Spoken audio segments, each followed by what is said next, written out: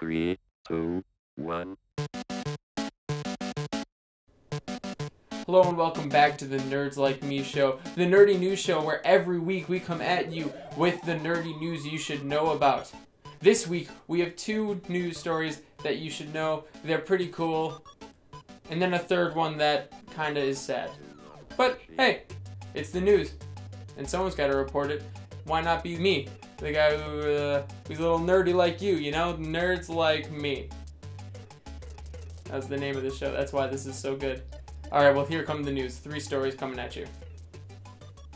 Alright, so now this week's first story comes from Polygon. Polygon reports that Days Gone's developer, Sony Bend, has delayed the game to April 26th, which is an insanely good thing. Insanely good thing. Because February 22nd is the most populated day for AAA games maybe ever? Considering how Crackdown, Days Gone, Anthem, and Metro Exodus were all going to come out February 22nd, 2019, I think it's an okay statement to say, hey, we're going to move back to April. Don't worry, we're just going to use this time to polish the game, which I actually feel like is going to do them a lot of justice, considering how we haven't really seen too much of the game. And if you're a nerd like me, you should be wanting to see a lot of the game before the game comes out. So I think pushing it back, letting the players see more of the game, I think that's a really good idea. So kudos to you, Sony Bend. And foreshadowing, if this is decreasing the amount of crunch that Sony Bend is experiencing, that's a really good thing right now, Sony Bend. Good job. Alright, now the second nerdy news story this week comes at you by way of Thanos. Yes, the snap apparently did a lot more damage than we thought. Not every Marvel aspect was immune to the snap, as Luke Cage and Danny Rand are finding out. Yes, Iron Fist and Luke Cage got canceled by Netflix. Sad, but you can kind of see it happening, considering how Iron Fist kind of became a meme at the end.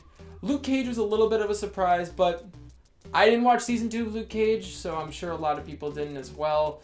It's a little sad, but hey, maybe down the line we can get a Heroes for Hire, which would be really, really cool and really redeeming for the characters. So here's a Heroes for Hire, but also Thanos did it. So last on the list, your third news story this week comes by way of Kotaku and New York Magazine. What we're talking about this week is crunch and Rockstar. Now, Rockstar, in the interview with New York Magazine, Dan Houser stated, and I quote, "The polishing, rewrites, and re-edits Rockstar does are immense. We were working 100-hour weeks several times in 2018. End quote.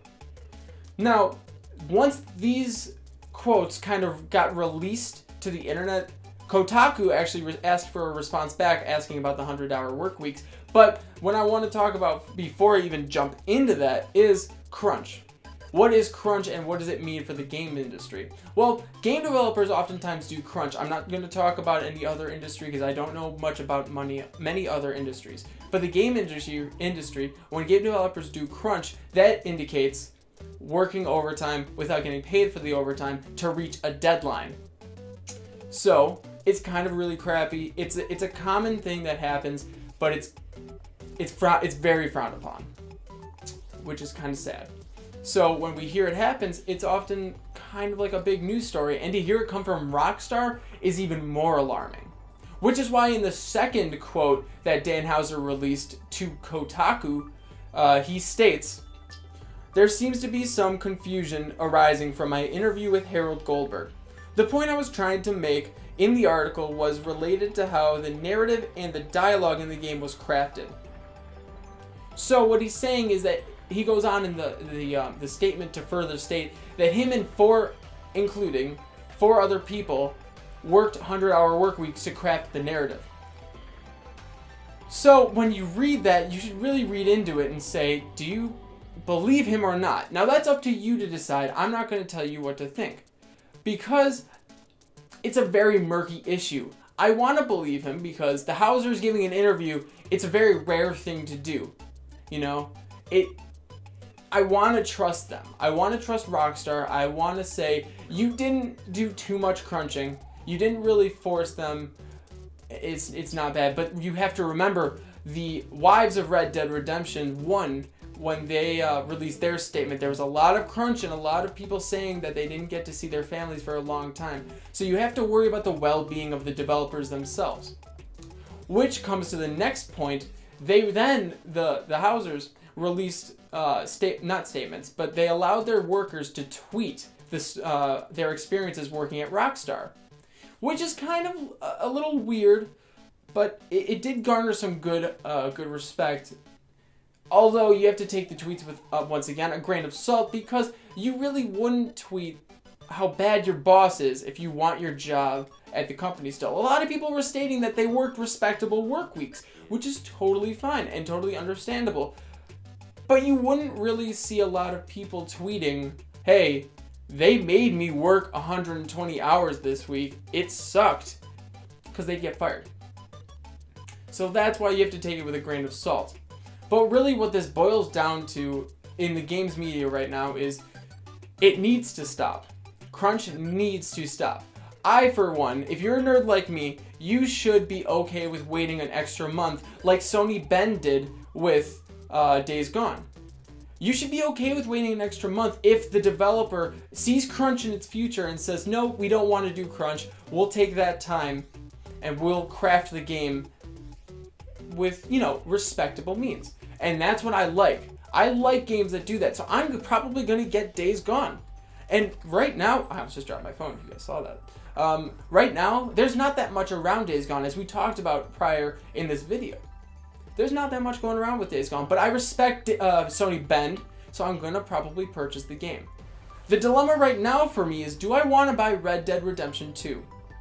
To tell you the truth, I only just played Red Dead Redemption around this year. I think summertime this year. I can wait for Red Dead. I never got the hype for Red Dead 1. I see a lot of hype for Red Dead 2, but I may not be touching it right away, out of respect for the developers. But then again, the other side of that is, do I want to respect the developers' crunch time? They put their blood, sweat, and tears into the game. So getting it day one would be my way of saying, hey, I know you've been through a lot, and I want to support what you've done for me, the consumer. So it's a very, very murky, slippery slope. Do you support the people that put their blood, sweat, and tears in? Or do you fight with your wallet against companies that are doing crunch time? It's a very hard topic right now, and one that needs to be talked about within games media. So start this conversation. Let's talk about it, and maybe we can change it. Whew. Well, that was a long story. That was a long one, but it needs to be talked about, like we said. So, if you liked this episode, we're gonna do a word of the week. If you liked it, leave it in the comments below. The word of the week is gonna be redemption.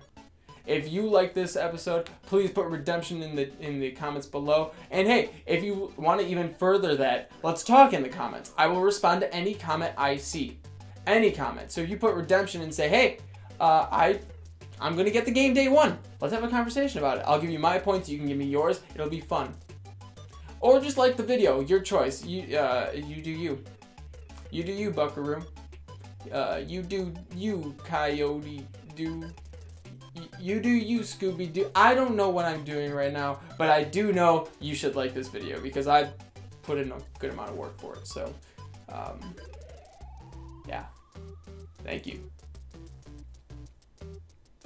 See you next week.